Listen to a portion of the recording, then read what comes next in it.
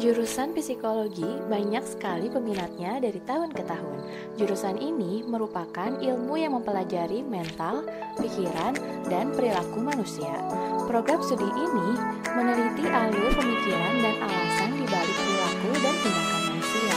Prodi psikologi di beberapa perguruan tinggi tergolong dalam kategori saintek dan di beberapa perguruan tinggi lainnya tergolong dalam kategori sosum. Ilmu psikologi dibagi ke dalam beberapa konsentrasi atau jurusan, yaitu yang pertama, psikologi umum dan eksperimental.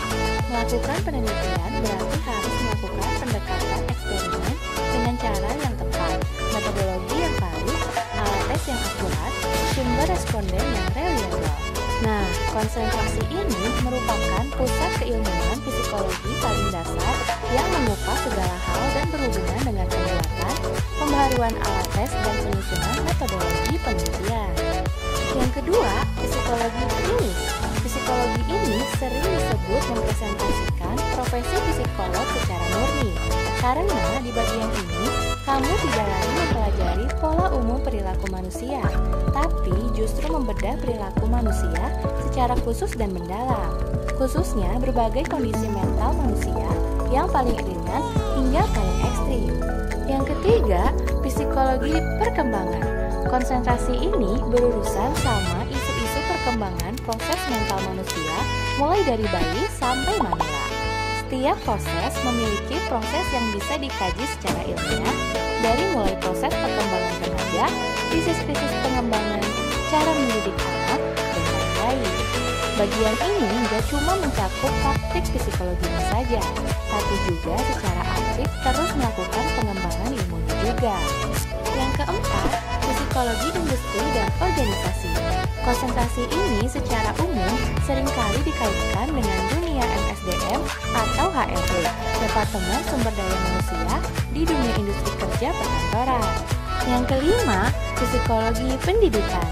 Kalau kamu mengambil jurusan ini, kamu akan ahli dalam memetakan sebuah kebutuhan, tujuan, hingga detail-detail yang harus dipersiapkan dan dilakukan untuk pendidikan usia tertentu, populasi tertentu, atau pedesaan, perkotaan, anak kebutuhan khusus, anak penyandang cacat, dan karyawan pabrik, sampai pendekatan yang tepat untuk mengajar anak usia remaja sesuai dengan kapasitas mental masing-masing. Yang terakhir, ada psikologi sosial. Seluruh manusia yang pernah hidup di dunia ini pasti terkait sama lingkungan tempat tinggal. Pastinya ada interaksi antara proses mental seseorang individu dengan individu lain atau kelompok. Proses interaksi ini yang dijelaskan dalam teori psikologi sosial. Konsentrasi ini juga yang nantinya akan menjawab pertanyaan kenapa sebuah kelompok masyarakat bisa pecah.